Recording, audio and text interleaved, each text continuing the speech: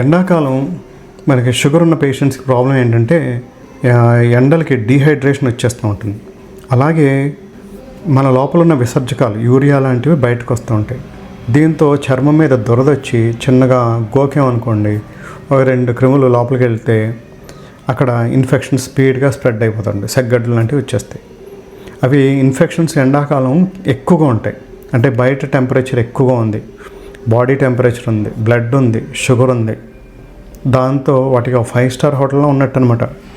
హ్యాపీగా ఉంటాయి. దాంట్లో వాటి పిల్లలు, బంధువులు, మునిమనోళ్ళు మొత్తం బంధుగానం అంతా అక్కడే ఉండి ఇన్ఫెక్షన్ స్ప్రెడ్ అయిపోతూ ఉంటుంది.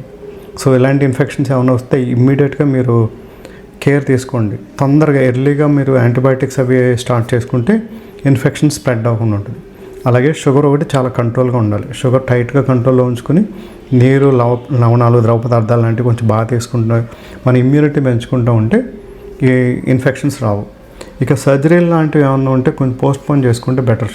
ఎందుకంటే ఎండాకాలం కొంచెం ఇన్ఫెక్షన్స్ కొంచెం ఎక్కువ ఉంటాయి కాబట్టి. కానీ ఈ చీమ్ పట్టడం, సెగ్గడ్డలు లాంటివి ఉంటే మాత్రం అవి ఎంత ఎర్లీగా క్లియర్ చేసుకుంటే అంత మంచిది. Okay, please take care. Bye bye.